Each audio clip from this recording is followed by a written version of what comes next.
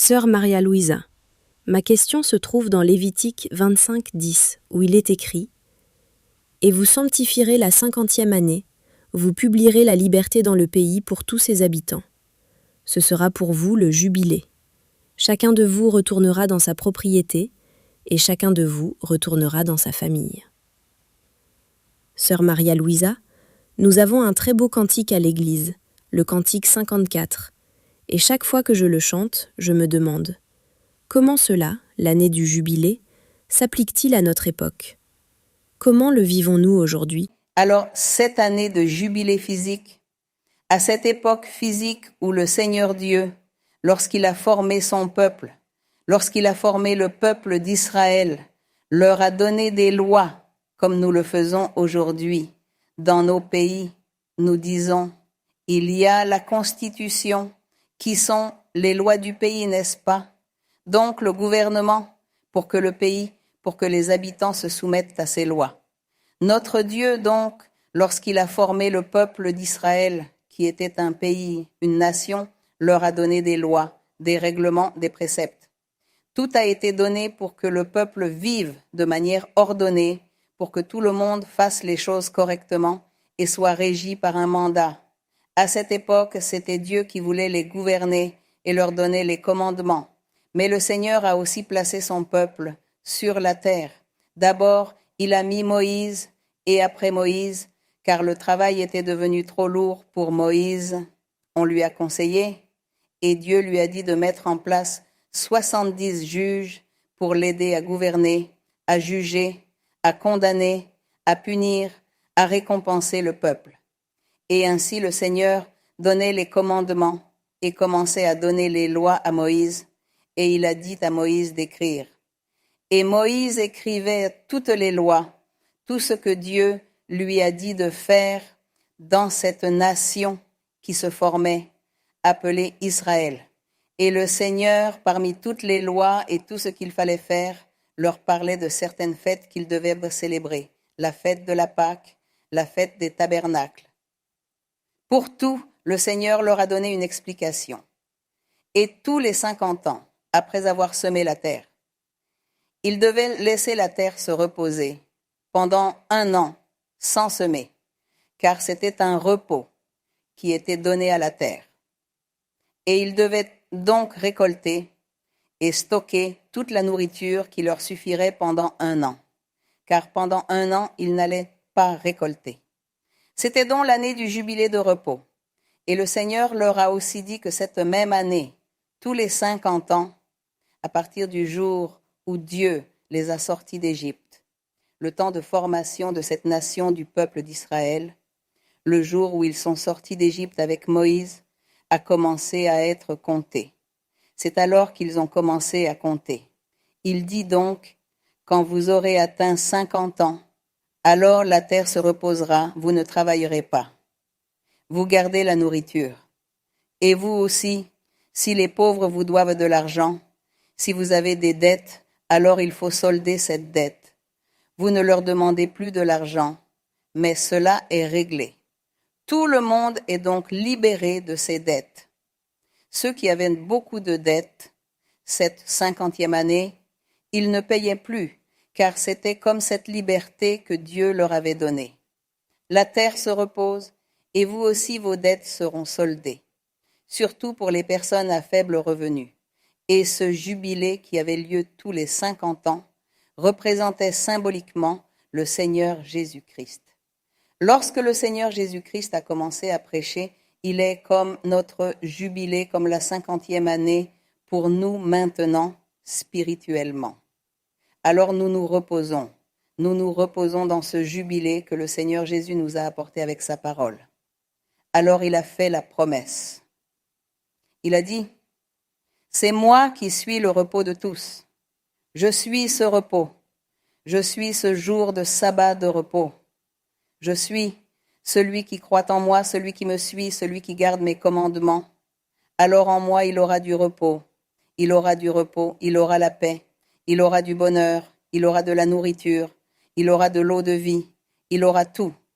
La vie, la paix. Mais tout est spirituel. Ceci est pour l'âme.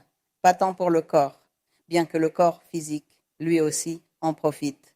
Nous profitons physiquement de ce que Dieu nous donne, et bien que notre âme ou notre esprit soit celui qui en profite le plus, celui qui reçoit les bénéfices et qui recevra ces bénéfices jusqu'à l'éternité, notre corps matériel physique participe aussi et profite de ce repos, de cette paix et de ce repos que Dieu nous donne. Alors, le Seigneur Jésus est cette année de jubilé. C'est pourquoi le cantique dit qu'en l'année du jubilé, en l'année du Seigneur, c'est quand une personne connaît l'Évangile, connaît Dieu, qu'elle commence à jouir de ce jubilé, à jouir de cette 50e année spirituelle qui est le Seigneur Jésus-Christ, qui est lui et qui est donc là, se reposant en cette année du jubilé. Alors, tout ce que le Seigneur a fait, a ordonné dans l'Antiquité au peuple d'Israël dans les lois, tout cela avait une figure pour l'avenir. Tout était l'ombre et la figure de l'avenir, de ce qui se passerait dans la vie spirituelle des croyants, des disciples de l'Évangile du Christ. Alors, cela, par exemple, nous le trouvons dans Hébreux. Alors, lorsque nous lisons Hébreux, ils expliquent clairement que tout ce qui s'est passé dans l'Antiquité était l'ombre de l'avenir, l'ombre de ce qui viendrait, l'ombre de ce que nous vivrions avec le Christ Jésus. C'était, par exemple, les sacrifices d'animaux, le versement de sang. Alors, aujourd'hui, ce sacrifice d'animaux, le symbole, c'est nous.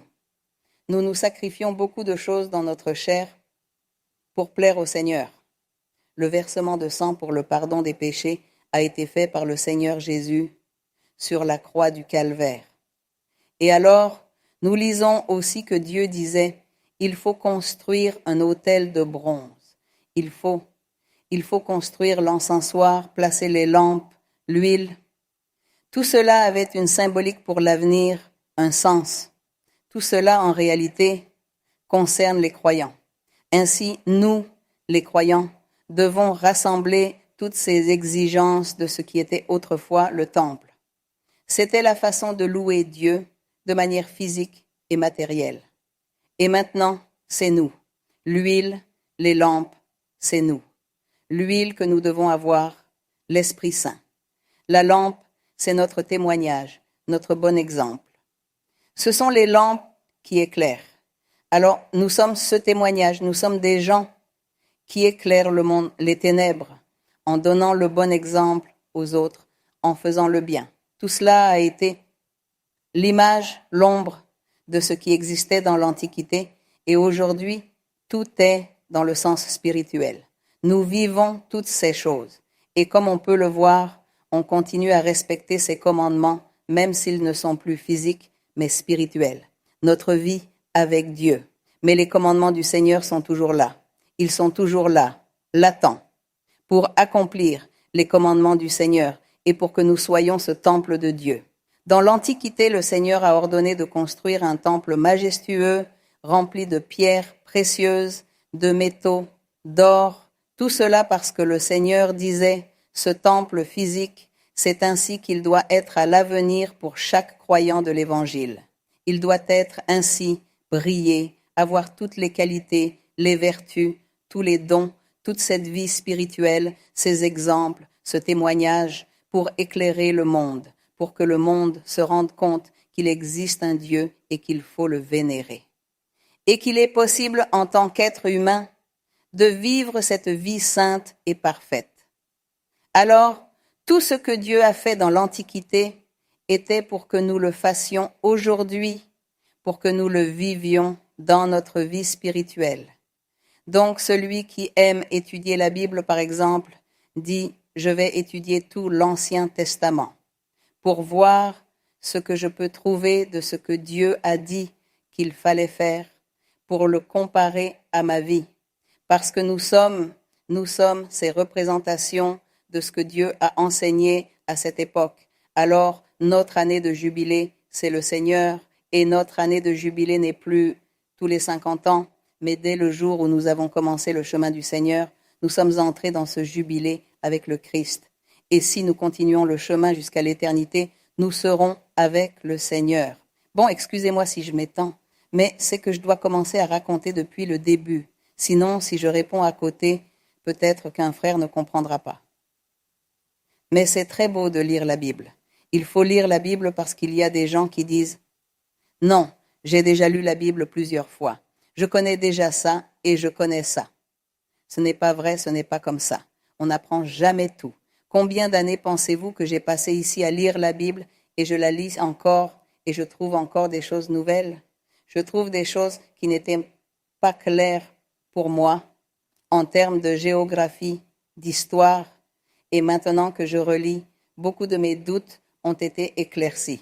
Je suis maintenant bien informée sur toute la position géographique, historique, et cela me donne beaucoup de joie, parce que j'avais lu 1000 fois la même chose et je ne l'avais pas comprise.